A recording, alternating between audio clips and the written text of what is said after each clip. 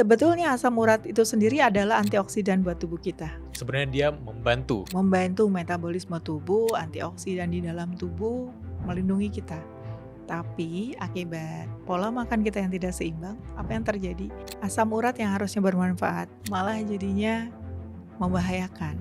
Gejala yang kita rasakan baiknya ditulis. Kita mengenal self-journaling ya. Itu juga salah satunya gak cuma dari pikiran kita, tapi dari apa yang kita rasakan. Gut-brain axis. Jadi otak dan pencernaan kita itu saling terhubung, saling berkomunikasi. Makanya saluran pencernaan kita ini dinamakan otak kedua. Oh, oke. Jadi kalau misalkan lambungnya bermasalah ataupun pencernaannya bermasalah gitu ya, secara keseluruhan itu akan berpengaruh ke pikiran kita. Tubuh kita ini terpengaruh oleh banyak hal, dipengaruhi oleh beberapa faktor yang bisa membuat kita kembali sehat tadi. Kita ada yang namanya pola tidur, Benar. pola aktivitas, pola makan, pola minum. Kalau semuanya nggak mendukung, meskipun kita udah minum obat secanggih apapun, nggak akan bekerja dalam tubuh kita. Halo semuanya, kembali lagi di podcast Suara Berkelas. Hari ini aku happy sekali karena kita kedatangan tamu berkelas. Orang yang tahu lalu pernah ke Suara Berkelas dan jadi narasumber dengan views terbanyak di Suara Berkelas. Ada Dr. Yanti. Halo Bilal.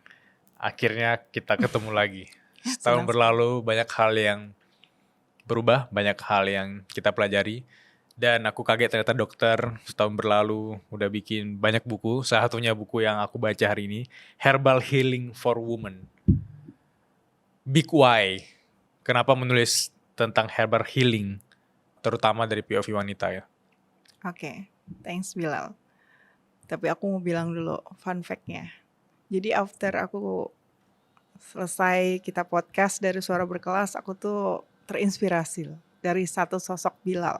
Wow, anak muda sudah menciptakan, sudah menulis beberapa buku gitu kan. Oh gitu. Dan itu bestseller di Gramedia. Masya Allah, aku bilang, aku kapan? Sementara itu masih menjadi wishlist ya. Masih menjadi harapan. Dulu pernah aku pengen jadi penulis gitu. Cuman aku nulisnya gimana, apa yang mau aku tulis, belum kebayang. Tapi setelah dari Suara Berkelas itu lumayan berimpact di pertumbuhan sosial media aku, bahkan pertumbuhan komunitas aku sendiri. Banyak orang yang datang dan ingin belajar herbal. Thanks Suara Berkelas yang memfasilitasi jadi orang tahu gitu ya. Kemana sih harus belajar herbal? Mereka cuman buka follow, kemudian juga ikutin resep-resepnya dan banyak sekali yang mendapatkan impact positifnya. Nah dari situlah aku lebih serius lagi membangun komunitas. Ada namanya komunitas Herbal Dr. Yanti. Jadi belajar herbal bareng Dr. Yanti. Di situ banyak sekali interaksi, ada Q&A, kemudian aku juga membagikan setiap hari gitu ya daily education dari aku tentang herbal dan juga kesehatan. Nah dari situ kan jadi banyak hal yang sudah dibagikan ya. Lalu aku berpikir, ini kalau cuma dibagikan di WhatsApp, cuma dibagikan di sosial media, kayaknya tercecer. Sedangkan aku lebih suka ilmu itu bila dikaji atau dipelajari itu dengan terstruktur, sistematis. Oleh karena itu, saya berpikiran untuk menulis buku. Dan itulah doa ya. Ya, itulah doa. Dan ketika saya menyampaikan harapan itu, saya tidak usah mencari, ada satu publishing yang mencari saya dan menemui, kemudian gayung bersambut, alhamdulillah kita ngelis ada 7 buku yang akan bisa terbit. Dan alhamdulillah sekarang sudah ada insya Allah 3 buku. Wow. Tapi kenapa wanita? Kenapa wanita? Karena perempuan atau wanita itu unik ya.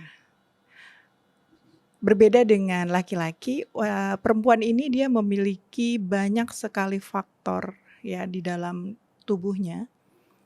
Ada hormon yang sangat berpengaruh terhadap keputusan, terhadap kesehatan. Jadi sangat menarik untuk dikaji. Dan perempuan ini ternyata merupakan komunitas terbanyak di komunitas aku, Bilal. kurang lebih 60% perempuan. Jadi aku memang dedikasikan ini untuk perempuan yang setia untuk belajar bareng-bareng bersama aku di Instagram maupun di WhatsApp grup komunitas yang nantinya mudah-mudahan bisa menemani. Jadi aku bilangnya aku di sini memposisikan diri ada sebagai menemani perjalanan pulih para perempuan. Ada part yang aku catat dari bukunya Dr. Yanti. Tubuh perempuan bekerja dalam pola yang sangat dinamis, Yap. fluktuasi dan beradaptasi. Mhm. Menjadi pulih berarti memahami dinamika itu. Bukan lantas menjadi paranoid dan hidup dalam kecemasan, kekhawatiran terus-menerus gitu. Apa yang terjadi di dunia perempuan, which is mungkin sering sakit, atau setiap bulannya ada yang harus datang gitu ya. Salah satunya. Kecemasan, kekhawatiran itu terjadi umumnya pada perempuan, dan aku ingin masuk ke dunia perempuan yang dimana kita juga sebagai laki-laki harus memahami gitu perempuan-perempuan di luar sana. Jadi banyak perempuan di luar sana yang pura-pura kuat. Sebisa mungkin terlihat kuat, terlihat bisa, terlihat mampu. Dia menutupi kelemahannya. Dia menutupi rasa sakitnya. Banyak sekali yang ngechat, nge-DM, curhat gitu ya, "Dok, saya begini. Dari berbagai latar belakang. Dari situlah saya mengambil sebuah insight gitu bahwa banyak perempuan di luar sana yang harus kita bantu, kita tolong gitu.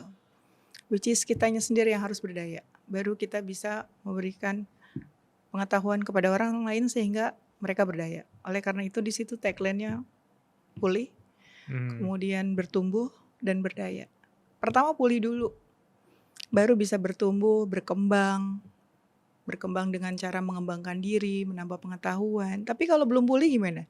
Ya. Nggak ada keinginan untuk terus berkembang kan. Lalu yang ketiga berdaya, dia bisa mandiri gitu. Apa penyakit yang paling umum dirasakan oleh perempuan-perempuan di Indonesia, atau penyakit yang paling umum dirasakan oleh perempuan yang konsultasi dengan Dr. Yanti, dan bagaimana pemecahan masalahnya? Apakah bisa dibantu dengan herbal atau dengan gaya hidup yang simple tapi pelan-pelan pulih itu? Iya. Kebanyakan gangguan hormon, dan mereka tidak menyadari kalau itu merupakan bagian dari gangguan hormon karena nggak kelihatan.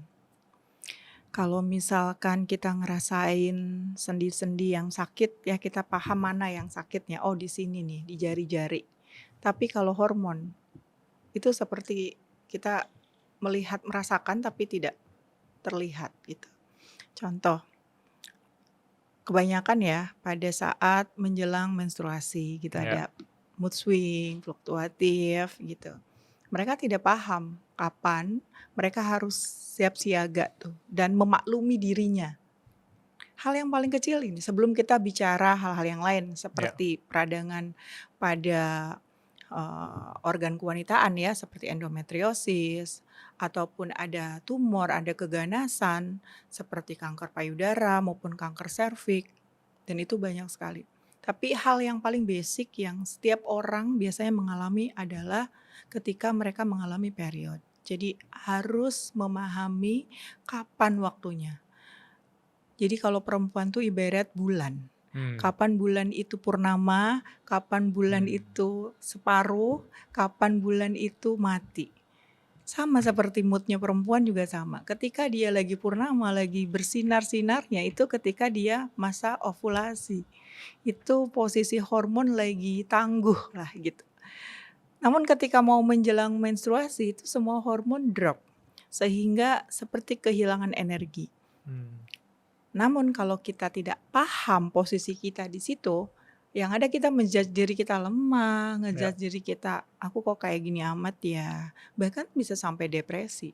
Nah sebetulnya kita hanya perlu paham aja mengetahui kondisi kita. Itu salah satu contohnya. Oleh karena itu Bilal, aku pengen nulis buku yang runtun, yang sistematis, yang menggambarkan perjalanan kehidupan perempuan.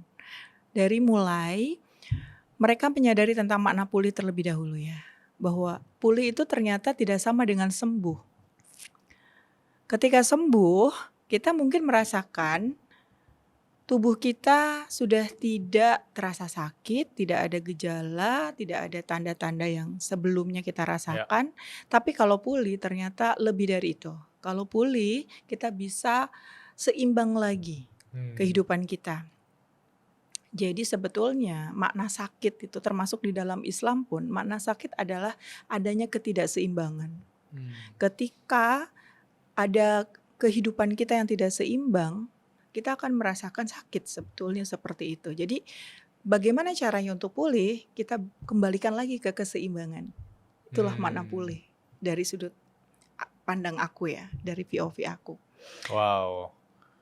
Berarti sakit itu bukan sesuatu yang sekedar kita rasakan dan tidak nyaman di tubuh kita, tapi ada yang ketidakseimbangan di hidup kita, di hari-hari kita, sehingga itu yang justru pelan-pelan bikin kita akan sakit. Bahkan dalam konteks sakit yang besar, kayak sakit kronis dan lain-lain ya. Absolutely. Seperti itu, betul. Jadi dari situ kita akan mulai ada upaya untuk mencegah. Gimana caranya biar kita tidak sakit gitu. Pertama, ya kita harus tetap menjaga keseimbangan. Makanya sering kita dengar keseimbangan hidup kan. Ya. Itu semacam kayak klise, apa sih keseimbangan hidup gitu. Sebetulnya yang bisa ngerasain kita sendiri sih Bilal. Karena kita yang merasakan ya. Ada banyak faktor yang menentukan kita bisa berdiri sekarang ini gitu. Nah, salah satunya yang kuncian yang harus kita pegang adalah keseimbangan. Ketika kita pegang keseimbangan itu, insya Allah kita dalam kondisi keadaan yang sehat. Sehat itu tidak hanya sehat secara fisik ya, tetapi secara mental. Itu adalah makna sehat berdasarkan WHO. Sehat secara mental maupun secara fisik. Jadi kita ini tidak hanya merasakan bahwa kita baik-baik aja, tetapi baik-baik ajanya juga secara mentally. Itu yang perlu kita pegang. Kalau dalam bahasa kedokteran namanya homeostasis. Jadi tubuh kita itu sebetulnya sudah didesain oleh Tuhan Yang Maha Esa menjadi tubuh yang sempurna ya, dan manusia diciptakan dengan sebaik-baiknya bentuk. Makanya saya di situ juga dicantumkan di awal bahwa sebagai perempuan kita harus yakin bahwa kita ini diciptakan dengan sebaik-baiknya bentuk. Dengan seperti itu kita menumbuhkan kesadaran bahwa kita ini luar biasa loh. Kita ini spesial. Nah, ketika kita menyadari bahwa kita ini spesial, dari situlah timbul upaya untuk menjaga diri. Menjaga diri dengan sebaik-baiknya. Namun seiring dengan perjalanan waktu tentu ada banyak hal yang membuat keseimbangan kita terganggu Bilal. Nah disitulah akhirnya pelan-pelan yang mengarahkan kita pada sakit. Nah sebelum sakit sebetulnya tubuh kita mengeluarkan sinyal-sinyal terlebih dahulu. Nah itu yang aku jelasin di buku itu. Bagaimana perempuan bisa mengenal sinyal-sinyal itu sehingga mereka tidak sampai merasakan sakit. Oke. Laqad khalaqnal insana fi ahsani taqwim ya. Sungguh Tuhan telah menciptakan manusia dalam bentuk yang sebaik-baiknya ya. Nah, tapi kalau sinyal itu nggak cuma dikontekskan ke perempuan, ke pria juga, ke laki-laki juga. Bisa digambarkan nggak dok? Sebelum teman-teman yang menonton ini sakit itu, karena mereka bisa jadi tidak dalam keseimbangan itu sendiri. Gitu. Apa sinyal atau tanda-tanda yang harus kita kenali? Boleh dalam konteks perempuan dulu, baru kemudian laki-laki. Oke. Jadi kalau dalam ilmu kedokteran kita dengar istilah tanda dan gejala. Tanda itu apa yang bisa kita lihat dan gejala itu apa yang biasa kita rasakan. Disitulah kita bisa menilai apakah kita ada hal-hal yang harus kita waspadai. Contoh, kalau misalkan kelayangan atau kok aduh aku kayak oleng ya. Kenapa nih? Itu sinyal. Tekanan darah kita bisa jadi turun atau gula darah kita turun. Kenapa bisa terjadi seperti itu? Bisa karena kecapean. Oke. Nah, atau bisa jadi itu merupakan gejala anemia. Sehingga kita udah harus waspada dan tahu apa yang harus kita lakukan. Kalau misalnya kita nggak ngerti, ya bantulah dengan konsultasi ke dokter. Gitu, dok saya kelayangan kenapa ya? Oh kita cek ya HB-nya dulu dengan darah lengkap. Akhirnya dicek keluar. Oh ternyata HB saya kurang dari 12 misalkan begitu. Oh positif anemia. Coba kalau kita tidak pedulikan sinyal itu bertahun-tahun, jadinya apa? Anemia kronis. Itu mengganggu produktivitas. Oh. Yang tadinya kita bisa berpikir jernih, akhirnya kayak kenapa ya kok aku lola gitu, atau susah berpikir cepat. Itu tanda gejala yang dirasakan oleh tubuh. Kemudian tanda ya, kalau tanda lebih bisa kelihatan sih. Kenapa ya? Kok ada benjol nih? Misalkan ya, sakit udah kerasa tuh gejalanya sakit benjol. Jangan-jangan apa coba? Asam urat. Tanpa benturan bahkan ya benjolnya. Tanpa benturan, dengan sendirinya. Misalkan nih di sendi-sendi kecil ya, biasanya kalau asam urat tuh ada tofus namanya. Biasanya sih kalau kondisi seperti itu udah kronis, sudah menahun ya.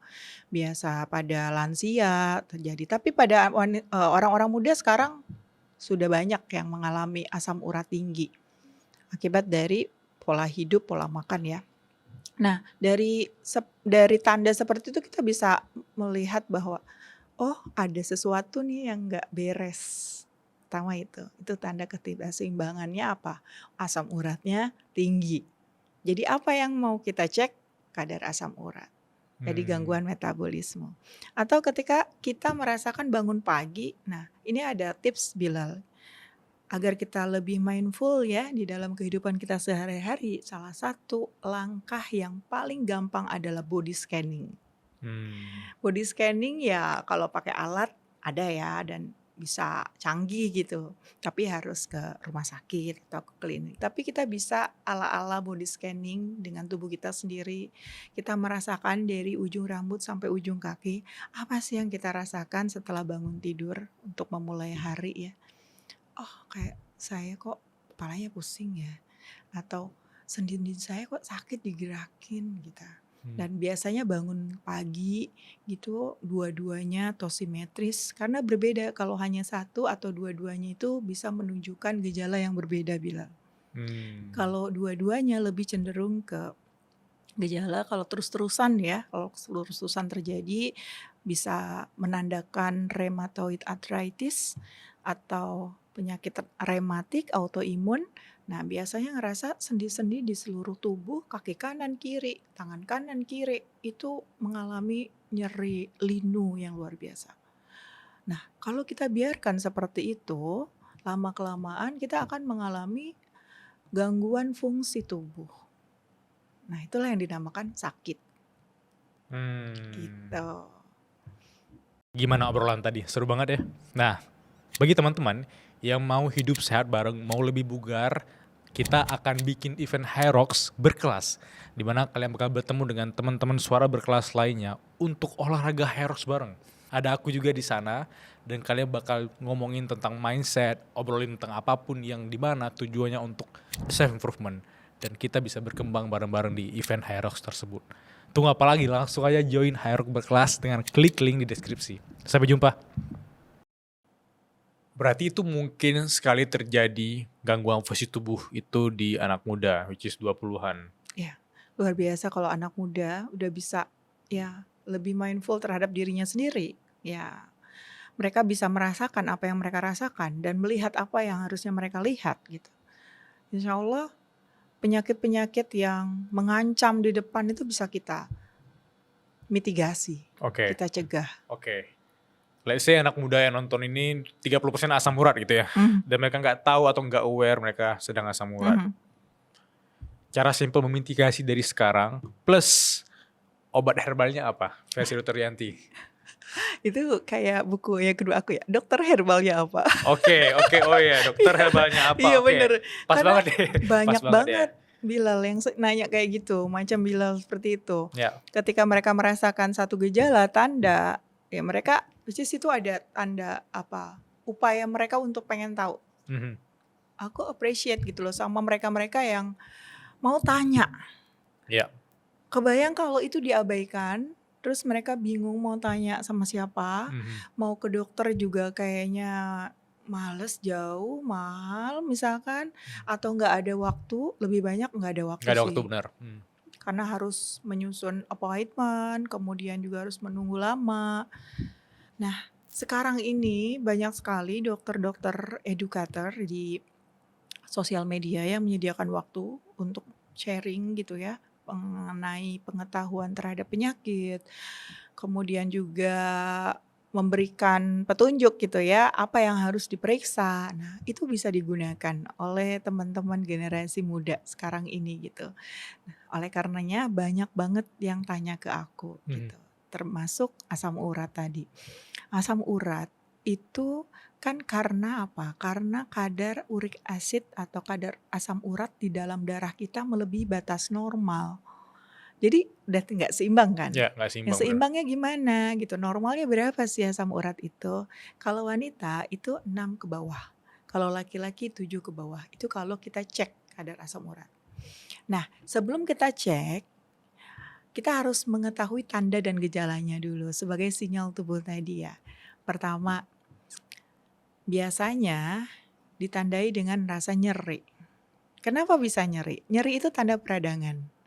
Dan di dalam tubuh kita sebetulnya bisa terjadi peradangan dan itu bisa peradangan tersamar dulu, Mhm. pelan-pelan. Mungkin sebelum asam uratnya sampai tinggi, tubuh sudah ngasih sinyal gitu, ada peradangan tersamar. Seperti badan nggak enak, kaku-kaku, leher, terus juga nggak enak digerakin. Cuman kan kita mikir, oh karena kecapean, oh karena lama duduk gitu kan. Nah, kalau misalkan ada gejala yang kita rasakan baiknya ditulis.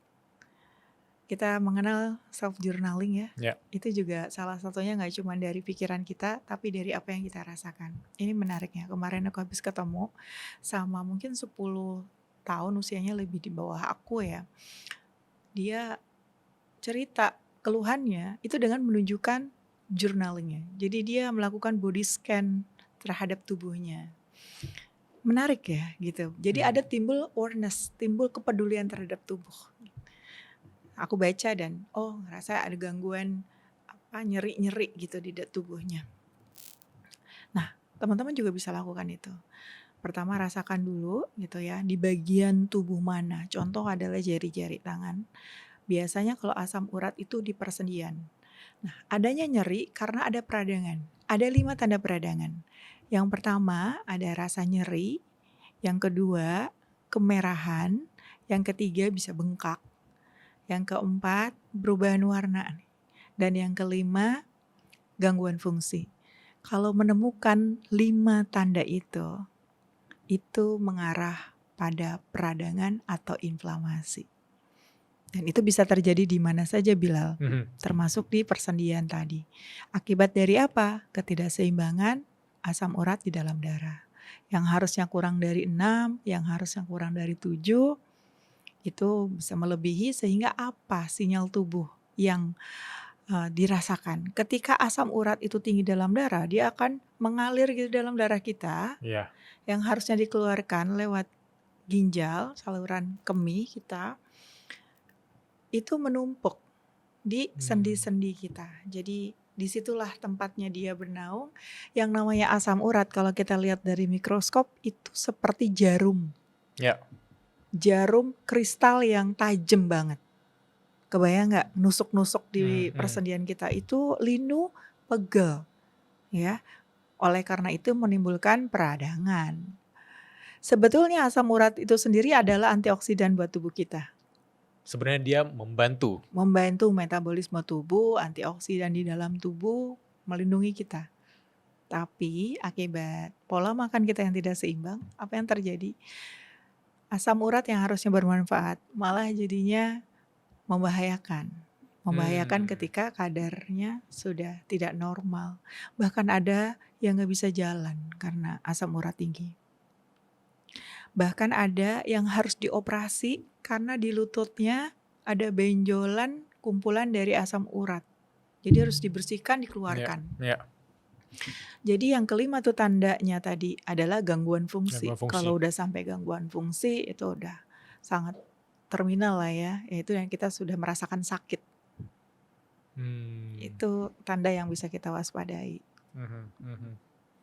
Apakah sesimpel mengkonsumsi kunyit, jahe, buah-buahan? Gimana perannya gitu ya bahan alam. Nah ini yang menarik. Jadi sebetulnya bahan-bahan alam tadi Tidak perlu kita menunggu sakit terlebih dahulu. Bahkan bisa untuk mencegah peradangan yang terjadi, yang dirasakan oleh tubuh, bahkan yang belum dirasakan, yaitu peradangan tersamar. Low grade inflammation, Oke, peradangan oke. tersamar. Dan itu bisa dirasakan oleh banyak orang. Ya, Ya. sesimpel itu, mencegah. Makanya memang ada peribahasa mencegah lebih baik daripada mengobati, ya itu. Kalau kita orang yang ada dua motivasi ya, Ya. termotivasi dengan mencegah, menjauhi kesulitan. Jadi aku mengenal dua motivasi untuk orang melakukan sesuatu. Yang pertama, menjauhi kesulitan, dan yang kedua, mendekati kesenangan. Kalau menjauhi kesulitan, itu kayak tadi, wah gue gak mau sampai lumpuh, gak bisa jalan gara-gara asam urat tinggi. Berarti dia orang yang tipikal menjauhi kesulitan. Tapi kalau mendekati kesenangan, aku mah suka sehat, merasa enak gitu ya, bisa sepedahan, bisa melakukan apapun gitu ya, dan gak khawatir makan. Jadi dia sudah punya batasan lah ya untuk tahu mana yang bisa menimbulkan asam urat berlebih dan enggak. Jadi dia lebih kayak memotivasi dirinya dan ingin mendapatkan apa yang dia harapkan, dia inginkan dengan mendekati kesenangan gitu.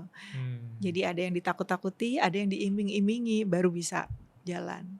Nah kalau misalkan kita udah tahu nih bahayanya asam urat itu bisa bikin apa? Bisa bikin lumpuh, bisa bikin gak bisa jalan, bisa bikin gak kerja. Dia akhirnya termotivasi untuk mencegah. Nah salah satu pencegahannya itu selain mengkombinasikan makanan dengan pola makan seimbang, kemudian juga mengurangi makanan yang makanan pencetus asam urat ya, diantaranya adalah makanan jeroan, kemudian juga ada makanan daleman otak ya, otak, kemudian usus yang kayak gitu, terus juga ada emping melinjo. Terus tergantung sih setiap orang sensitivitasnya seperti apa. Ada yang, dok saya makan gak ada masalah, berarti metabolisme purinnya bagus, gak ada masalah. Kemudian juga dia jadinya misalkan rutin minum air putih, itu adalah bagian dari pencegahan. Oleh karenanya, salah satu upaya selain minum air putih, menjaga pola makan yang seimbang adalah yang ketiga bisa mengkonsumsi yang pertama nih, untuk pencegahan dulu ya, belum mengurangi asam uratnya ya, yaitu kunyit ya. Kunyit itu anti radang yang luar biasa Bilal. Anti peradangan yang keren banget. Dan itu bisa kita gunakan untuk pencegahan sebelum kita merasakan peradangan di dalam tubuh kita. Makanya nenek moyang kita meminum jamu ya. Di antara bahan untuk membuat jamu itu kan kunyit. Ada apa sih dalam kunyit? Kunyit itu tinggi kandungan kurkuminoid. Kurkuminoid ini setelah banyak penelitiannya menyatakan bahwa kurkuminoid memiliki anti peradangan, anti nyeri, dan antioksidan. Itu 3 kandungan tertinggi pada kunyit. Cuman kunyit ini ternyata kurkuminoidnya tidak stabil di dalam tubuh kita ketika kita konsumsi.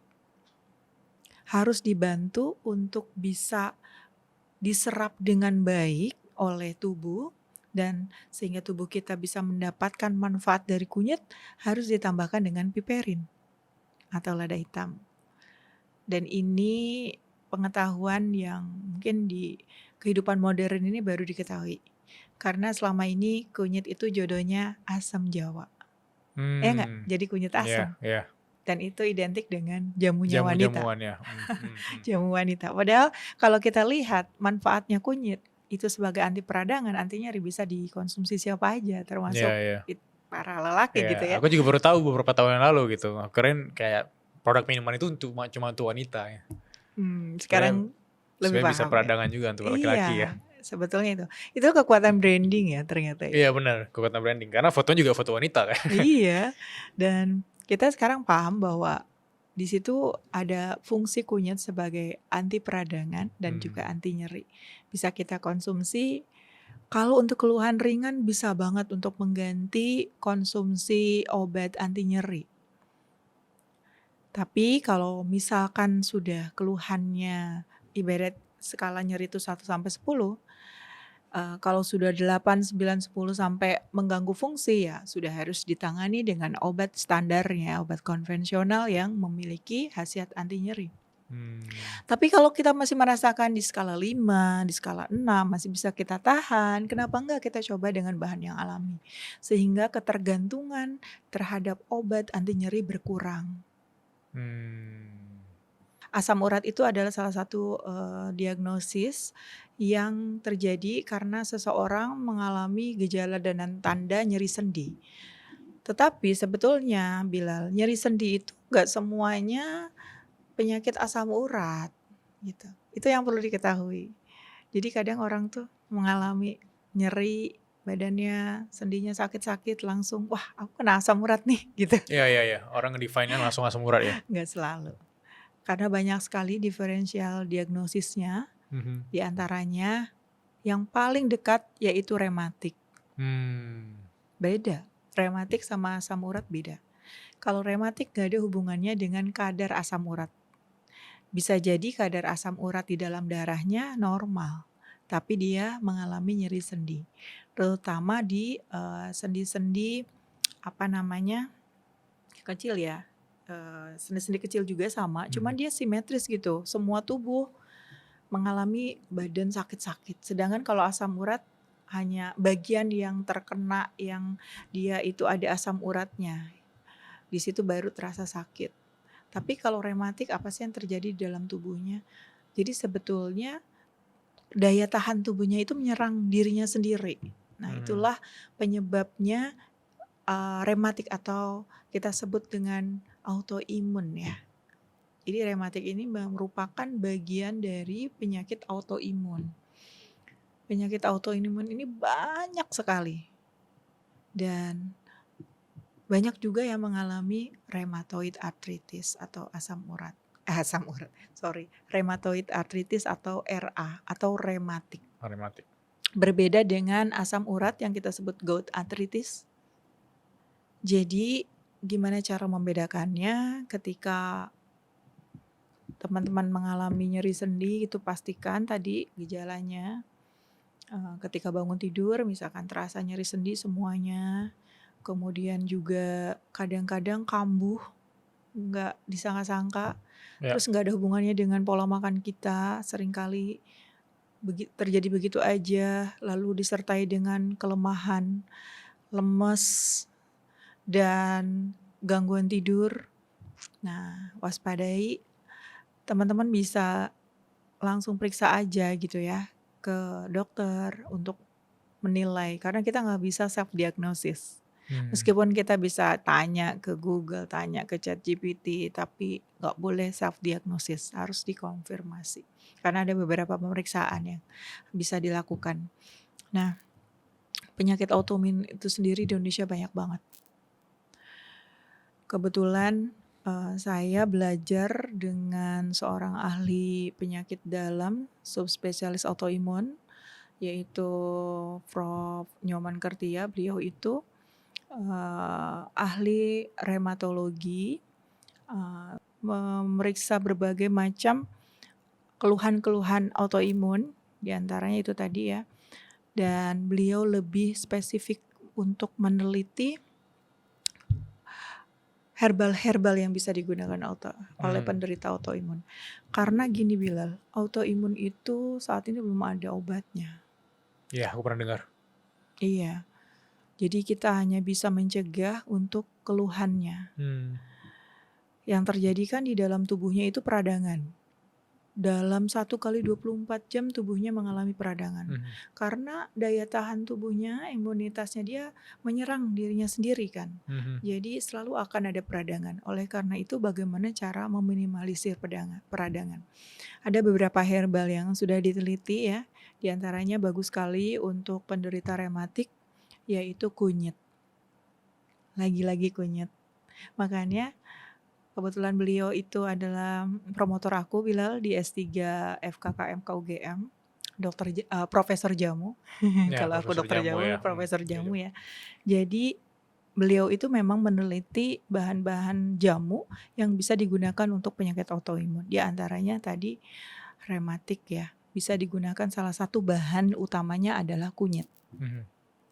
Kemudian ada lagi herbal-herbal yang lainnya yang bisa digunakan untuk berbagai macam autoimun, di antaranya ciplukan. Nggak tahu kan Nggak tahu, ciplukan?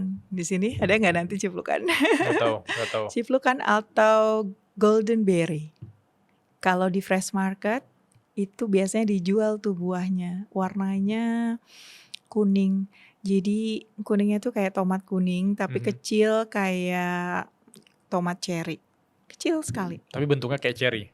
Bentuknya kayak cherry tapi kuning, makanya disebut golden berry Golden berry ya. atau ciplukan. Specialis angulata, nama latinnya. Banyak penelitian untuk kasus-kasus autoimun.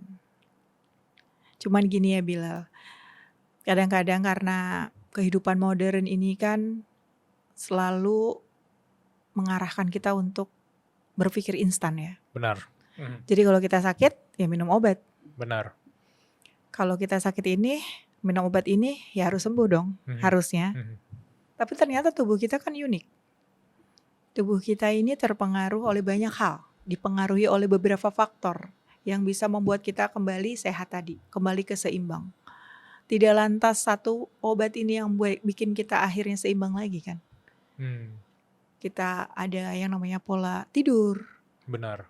Pola aktivitas, pola makan, pola minum. Kalau semuanya nggak mendukung, meskipun kita udah minum obat secanggih apapun, nggak akan bekerja dalam tubuh kita. Setuju nggak? Dia butuh kerjasama ya, antara obat dengan pola hidup kita ya. Iya. Kenapa aku jelasin gini? Karena banyak orang yang menyerah, desperate, putus asa. Aku udah minum obat ini, aku udah minum herbal ini. Ya. Tapi nggak sembuh tuh, yang disalahin apanya? Herbalnya. Hebatnya, obatnya. Obatnya. Yang punya diri siapa? Dirinya. Iya. Ya nggak? Dia yang harusnya lebih paham gitu, apa yang dia butuhkan.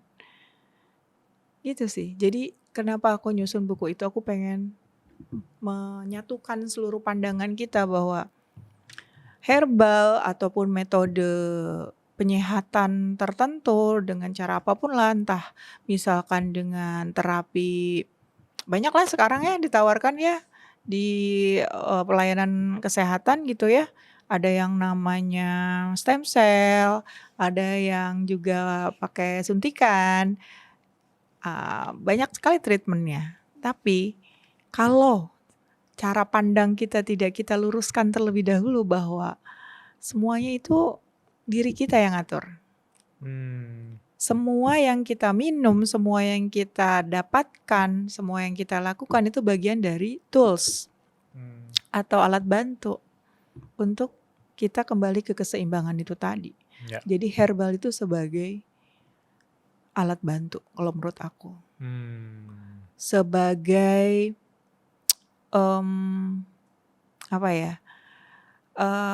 ibarat kita kalau mau nyampe tujuan, ini dikasih jalannya, di jalannya pemulihannya dengan menggunakan herbal gitu loh. Dia memuluskan jalan kita menuju memudahkan penyembuhan ya. Dan bukan jalan pintas ya, tapi lebih memudahkan kita untuk mendapatkan kembali keseimbangan tubuh kita. Melicinkan ya, bisa ya. Melicinkan ya. Mudahkan deh ya. Jadi kayak kalau misalkan kita nggak pakai itu mungkin agak lama gitu loh. Benar. Nah itu lebih singkat gitu. Aku pengen meluruskan pandangan itu sehingga pulih menyeluruh. Meluruskan berarti bikin aku ingin bertanya tentang apakah ada mitos atau kekeliruan, miskonsepsi yang masih terjadi di masyarakat terhadap suatu penyakit. Kita pernah bahas ini tentang kayak masuk angin, orang kirain tuh karena dia bawa motor terus anginnya masuk gitu, padahal lebih dari sekedar itu gitu. Atau ada orang bilang tidur di lantai tiba-tiba masuk angin. Apakah ada miskonsepsi yang menarik dok, yang teman-teman nggak aware tapi dokter tahu gitu, dan bisa jadi ada di buku ini? Iya, banyak sekali hal-hal yang ingin saya luruskan ya terkait dengan penggunaan herbal di masyarakat. Karena ini bisa jadi bahaya. Banyak jurnal-jurnal penelitian yang aku baca, yang ternyata nggak cuma di Indonesia tapi juga di Afrika, penggunaan herbal ini masih miskonsepsi gitu. Ya. Masih misunderstanding, masih ada gap. Jadi orang mengenal herbal atau bahan alam ini selalu aman. Kalau minum herbal pasti aman. Ya. Nah itu menyesatkan. Karena yang namanya herbal itu kan tanaman yang berkhasiat obat ya. Itu kenapa berkhasiat obat? Menurut Bilal kenapa? Pasti ada sesuatunya kan? Ya. Ada sesuatu di tanaman itu Ya. yang menyerupai obat. Mengandung suatu hal gitu ya, menyerupai obat ya. Yap, dan itu benar. Di dalam tanaman itu ada senyawa aktif. Senyawa aktif itulah yang dikenal ya bioaktif atau compound yang diteliti dia bisa memberikan khasiat. Nah, yang namanya senyawa itu harus jelas senyawanya apa, takarannya seberapa sehingga dia menimbulkan efek terapi, seberapa sering dikonsumsi. Nah, itu yang ingin diluruskan. Jadi jangan mentang-mentang minum herbal sudah merasa aman, sudah merasa sehat. Mudah-mudahan buku ini bisa membantu untuk meluruskan itu. Ya. Dan aku belum selesai dengan dokter herbalnya apa. Kenapa di chapter awal itu langsung ngebahas tentang pencernaan. Apa yang menarik tentang pencernaan gitu. Siapa tahu dari pencernaan ini kita bisa masuk ke penyakit yang sering aku temukan teman-teman aku, yaitu lambung gitu. Apa yang bisa dokter share tentang pencernaan? Apakah dari sisi solusinya seperti apa atau pencegahannya seperti apa? Ya, ternyata memang di komunitasku itu mayoritas yang memiliki keluhan gangguan pencernaan. Dan ternyata kalau kita lihat lagi atau ingat-ingat ya, Nabi Muhammad SAW tuh pernah bersabda bahwa penyakit itu berasal dari perut. Pernah dengar nggak? Ya. Terkonfirmasi kan? Ya. Perut itu bagian dari organ pencernaan. Sebetulnya kalau kita tarik organ pencernaan itu kan mulai dari mulut, bilang dari mulut, kerongkongan, lambung. Sebelumnya malah ada esofagus terlebih dahulu, lambung, usus halus, usus 12 jari, kemudian usus besar, sampai ke kolon, ke anus, panjang banget. Ya, dari mulut ke bawah gitu ya. Bayang ya? Kalau ada aja masalah di antara saluran pencernaan itu, ya, itu akan menimbulkan gangguan penyakit. Oleh karena itu juga yang membuat banyak sekali keluhan yang dirasakan oleh orang-orang mengenai gangguan pencernaan ini. Tapi yang paling sering itu di lambung. Tidak mengenal usia. Dari mulai Gen Z, milenial, boomers, wah banyak banget keluhannya yang mengalami gangguan di lambung. Kemudian naik ke atas ke kerongkongan. Yang kita kenal juga ada gangguan yang namanya GERD. Wah itu banyak banget bilang. So karena banyak sekali yang bertanya dokter herbalnya apa nih untuk gangguan pencernaan, aku bikin 7 days herbal gut healing challenge. Dan itu rame banget orang ingin ikut. Aku bikin free, aku dampingi mereka setiap hari selama 7 hari. Aku kasih resep-resep herbalnya dari hari Senin bikin ramuan apa, hari Selasa sampai hari Minggu.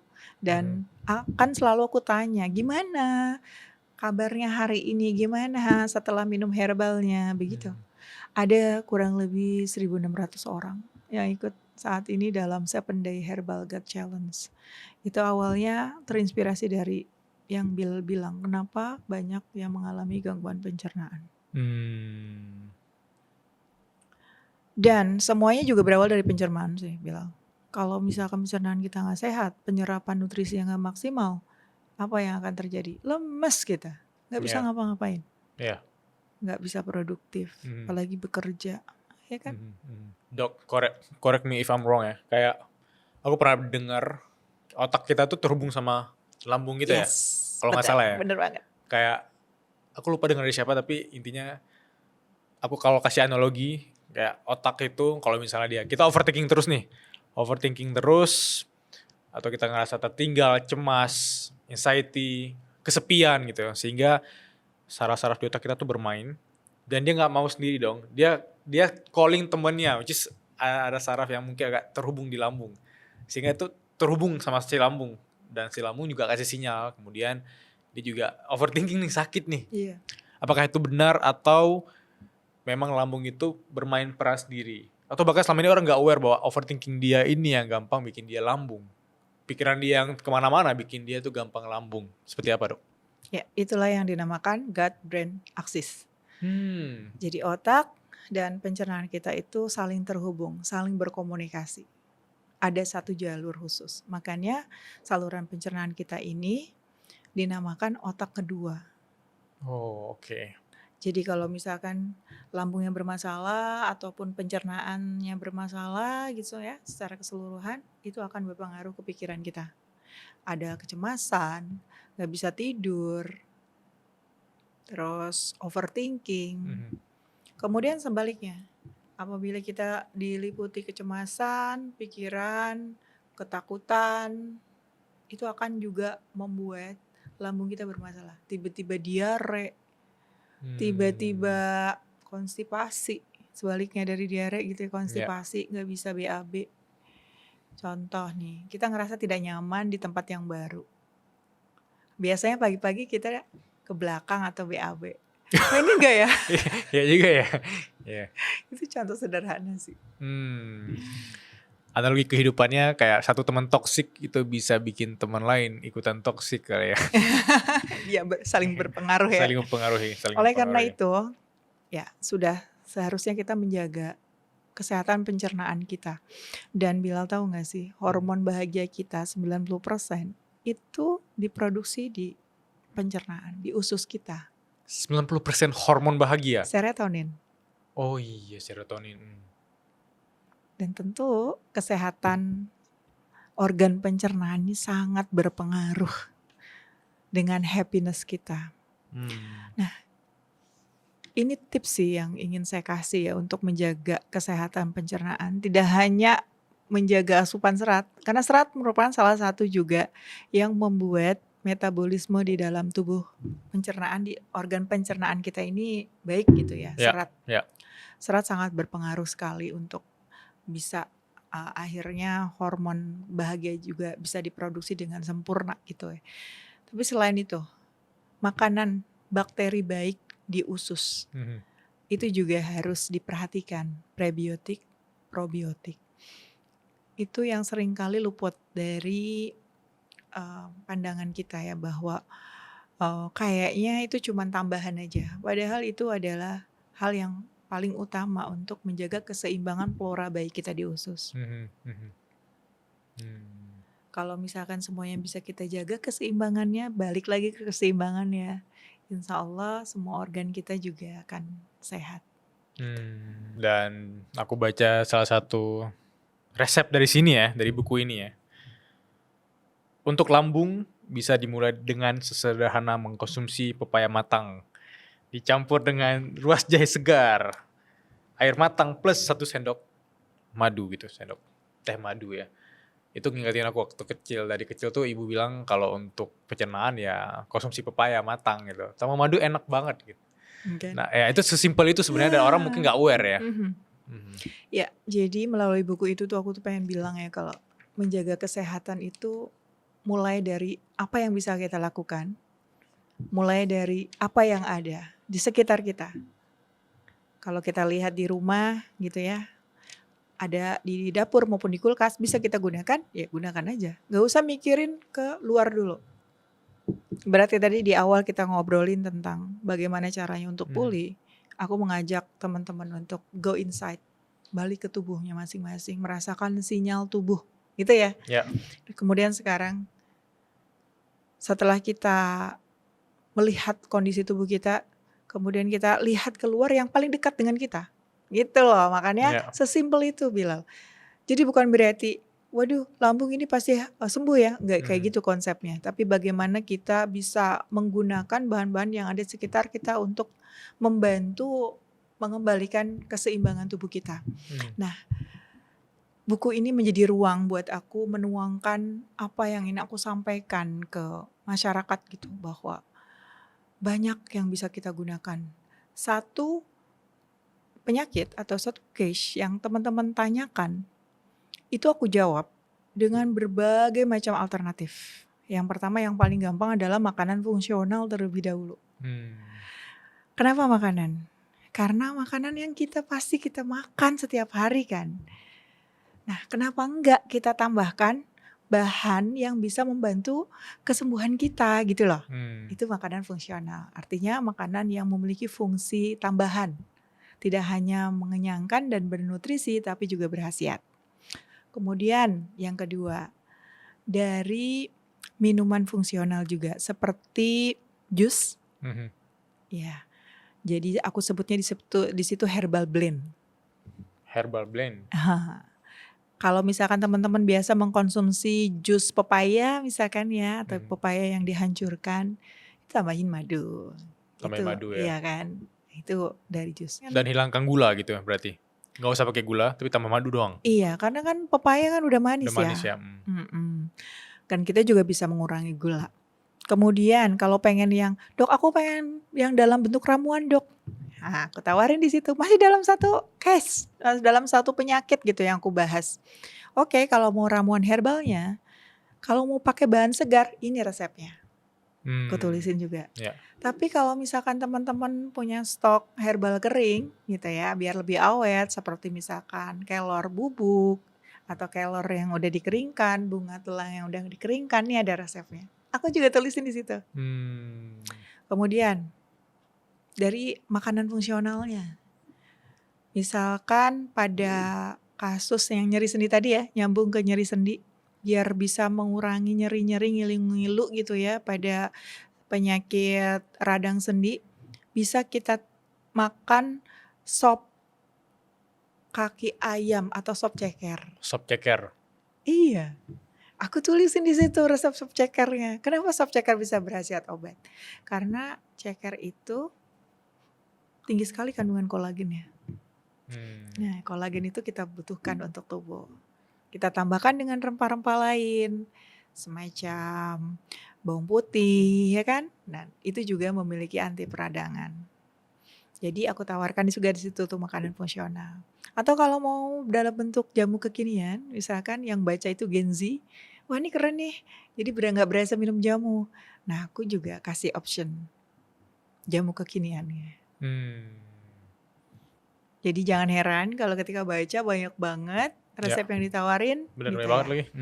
Dan makanya itu tebal banget, Bilal. Yeah. Aku split jadi 2 buku akhirnya. Aku mau beliin untuk ibu. Dia pasti butuh banget Iya, ginian. bener banget, itu bisa Iya. jadi kayak kado khusus ya buat orang tersayang. Iya. Pencegahan. Wow.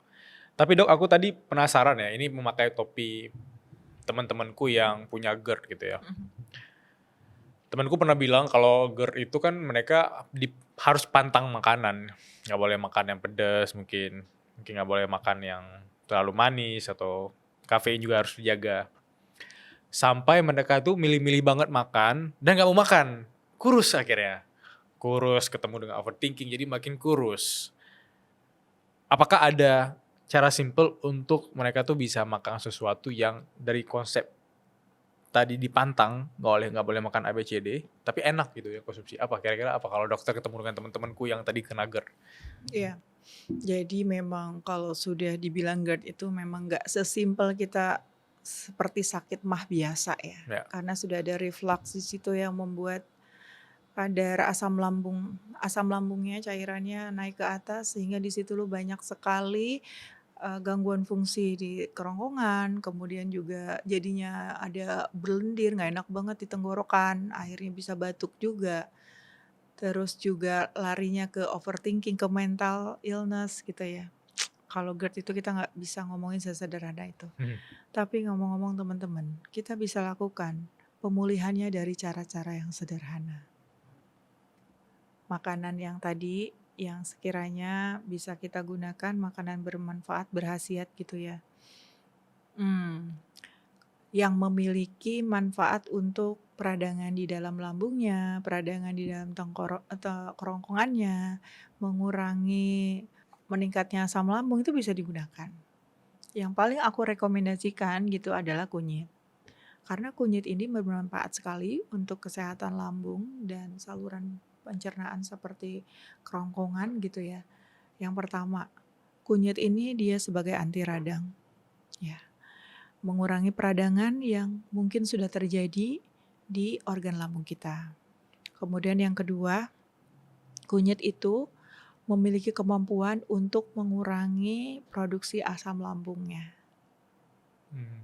Yang mungkin kita biasanya cemas sedikit asam lambung meningkat, kemudian capek sedikit asam lambung meningkat, makan pedes-pedes sedikit jadinya meningkat. Setelah meningkat akhirnya naik ke atas. Nah, itu bisa dicegah dengan kunyit. Ya. Kemudian setelah itu kunyit juga memiliki mekanisme aksinya itu dia melapisi organ lambung. Jadi nggak gampang luka lambungnya.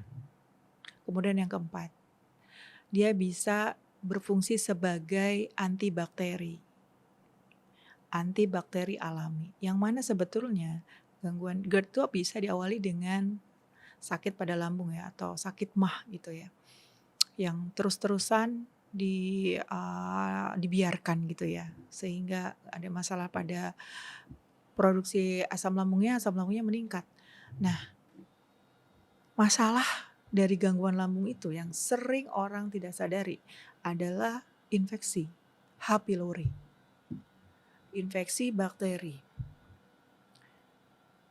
Entah dari mana, dari makanan apa yang kita konsumsi, tiba-tiba berkembang biak di lambung dan mengakibatkan infeksi pada organ lambung, mengakibatkan luka, mengakibatkan ulkus, atau ini ya, semacam kayak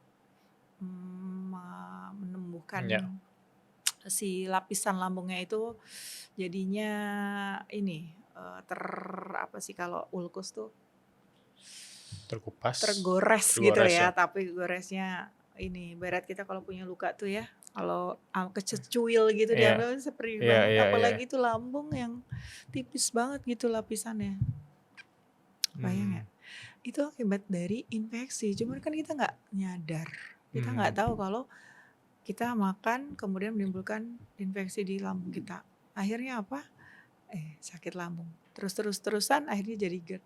Nah, kunyit itu bisa berfungsi sebagai antibakteri yang luar biasa dalam tubuh kita. Apakah kunyit bisa bikin mereka menambah nafsu makan? Beda sama temulawak. Oh, temulawak yang justru bisa menambah nafsu makan. Temulawak itu mengandung zat aktif yang membuat nafsu makan kita meningkat, yaitu santorizol. Serupa tapi tak sama. Kunyit dan temulawak. Kalau kunyit, dia kandungan yang paling aktifnya adalah kurkumin dan itu membuat si kunyit ini warnanya orange. Sedangkan temulawak ini berbeda kurkuminnya. Kurkuminoidnya berbeda dengan kunyit. Dia sedikit warnanya kuning, pucat. Dan yang paling menonjol santorizol ya. Si temulawak ini. Nah, santorizol itu bisa membuat nafsu makan meningkat. Gitu. Kalau di buku ini tuh ada happy tummy drink, kayak setengah jempol temulawak segar, pakai seujung sendok jahe ya. Satu sendok teh madu sama 200 ml air hangat. Ya. Itu kalau di-combine kayak sesegar itu ya. Sesegar itu. Wah. Ya, itu aku buat mereka-mereka yang belum familiar sama rasa jamu. Makanya aku kasih option kan. Ya, pelan-pelan dulu ya. Pelan-pelan dulu baru familiar dengan rasa jamu. Gitu. Ada juga ramuan jamu yang jamu banget, yang memang aku ambil resep-resepnya itu dari resep-resep yang udah ada penelitiannya, itu ada.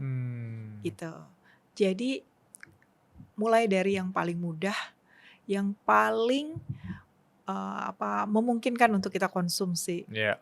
Dan yang mungkin ada di kulkasmu kali ya. Iya, mulai dari yang ada di kulkas, mulai yang ada yang di dapur, mulai yang ada di halaman rumah, mulai yang ada di belakang rumah.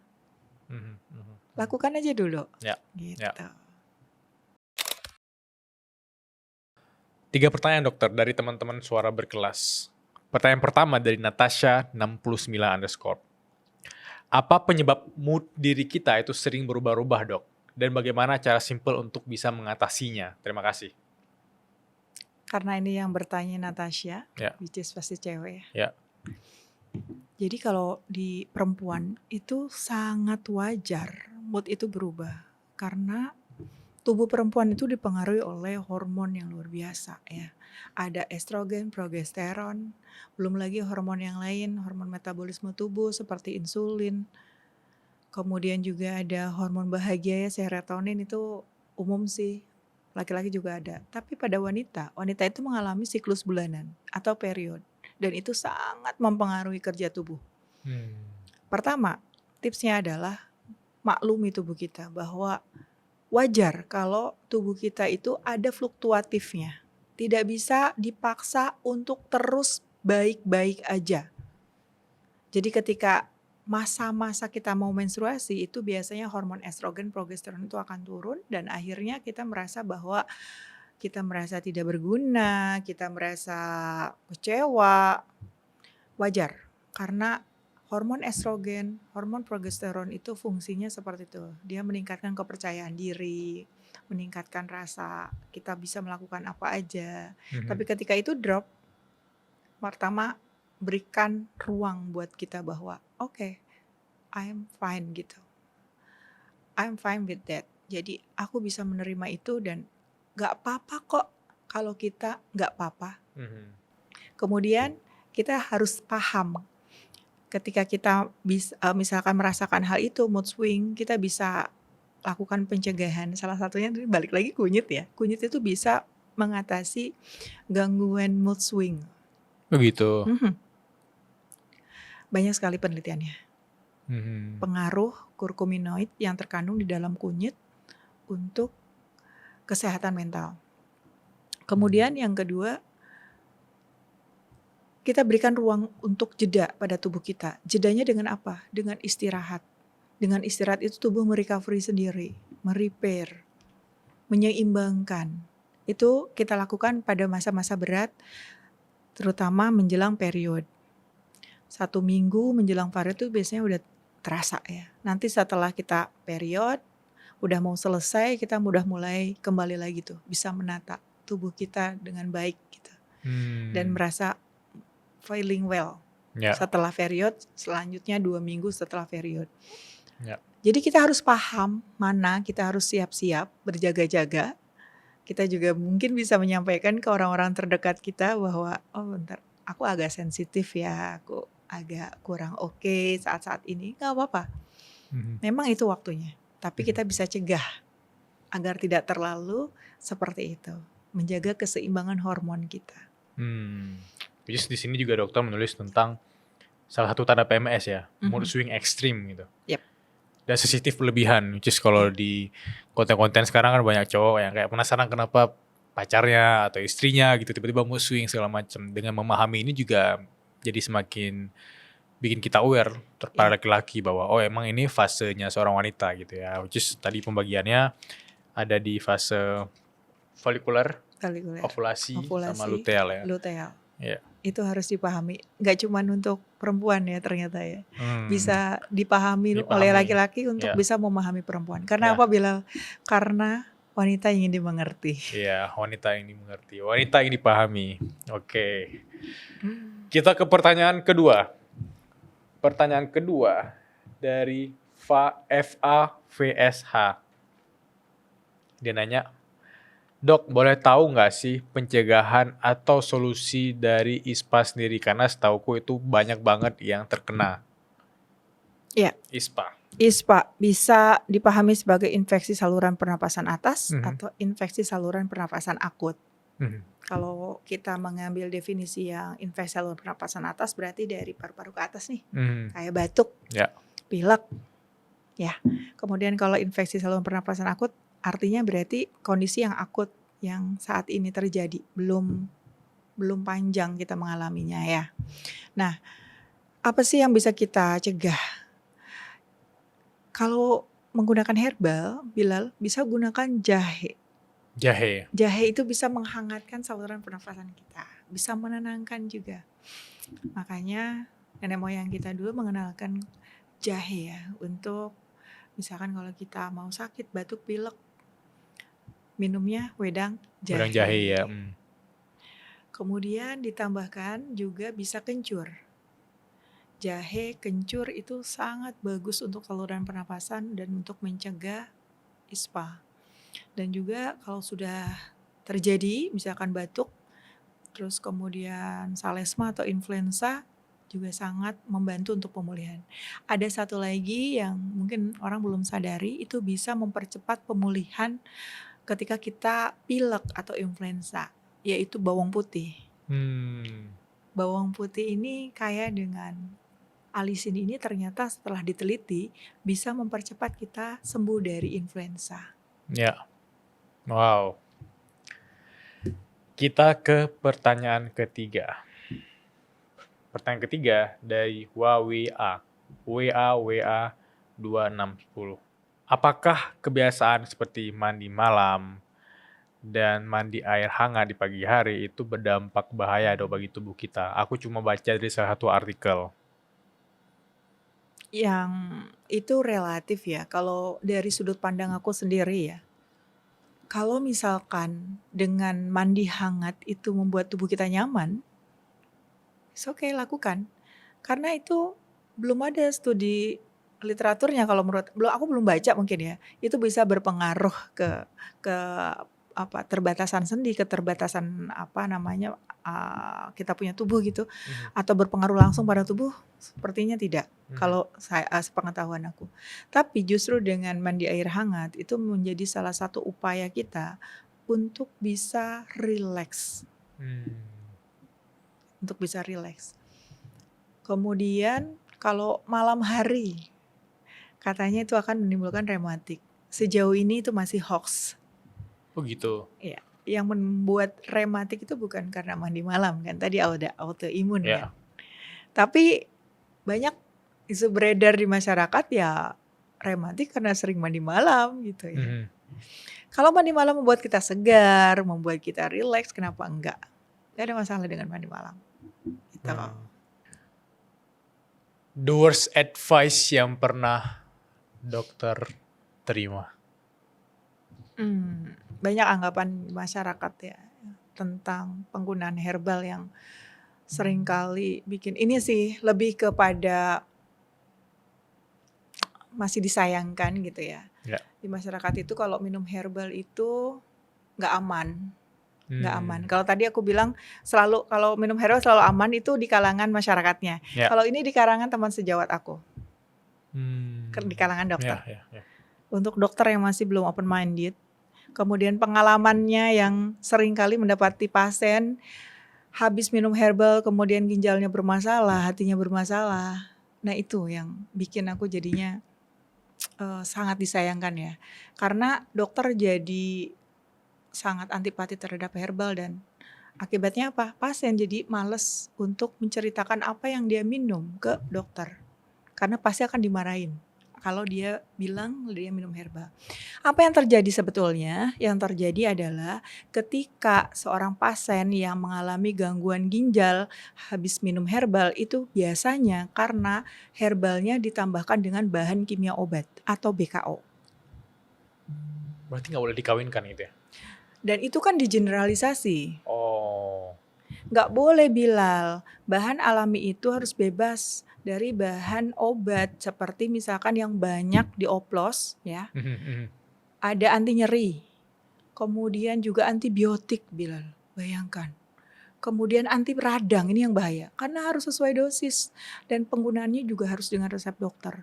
Tapi produsen yang nakal itu memasukkan bahan kimia obat tadi ke dalam ramuan herbal sehingga herbalnya itu seolah-olah cespleng. Kalau misalkan nyeri-nyeri sendi langsung enakan. Padahal itu sementara. Tapi kan jadinya laris. Dan masih banyak sampai dengan sekarang. Buktinya BPOM selalu mendapati banyak produsen-produsen nakal. Banyak sekali brand-brandnya. Aku selalu baca tuh di postingan Instagramnya dari BPOM. Jadi harus kita pahami bahwa hal yang seperti itu harusnya tidak terjadi dan wajar kalau tadi anggapan tadi seperti halnya kata dokter, hati-hati loh minum herbal, bisa bikin ginjalmu bocor, bisa bikin ginjalmu rusak, bisa bikin hatimu rusak. Itu sebetulnya karena apa? Toksik. Karena ada bahan kimia obat, akhirnya ginjalnya bocor, akhirnya ginjalnya bermasalah, akhirnya hati. Kenapa hati? Karena kan pertama kali di metabolismenya di hati. Hati itu kan sebagai penawar racun. Nah, ketika bahan kimia obatnya yang tinggi, ya bukan bahan alamnya, itu yang mengakibatkan hatinya rusak. Tuh, akhirnya keracunan. Datang ke dokter, dia taunya bilangnya minum herbal. Ya. Akhirnya dokter jadi antipati terhadap herbal. Makanya jangan minum herbal, pasti begitu. Makanya saya senang sekali kalau dokter-dokter banyak yang terbuka untuk mempelajari herbal yang sebenarnya. Iya, dan orang juga kadang nggak mau menghadapi fase prosesnya ketika minum herbal. Orang mau sesuatu yang instan yang kayak 5 menit hilang gitu sakitnya. That's why kemudian banyak yang mungkin salah memahami ya konteksnya herbal di hidup kita gitu ya. Iya, betul. Ya. Wow, terima kasih banyak Dokter Yanti sudah ke Suara Berkelas, dan terima kasih juga untuk bukunya. Ini langsung ke ibu aku. Dan bagi teman-teman yang mau baca langsung aja, ntar kita bakal taruh link di deskripsi, dan sampai jumpa. Sehat terus semuanya. Makasih.